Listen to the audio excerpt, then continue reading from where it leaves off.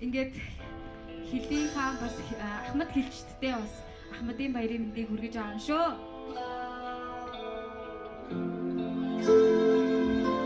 Та бүхэндээ зориулаад урд хамтлагийн ээжтэй юм сайн дуу барья.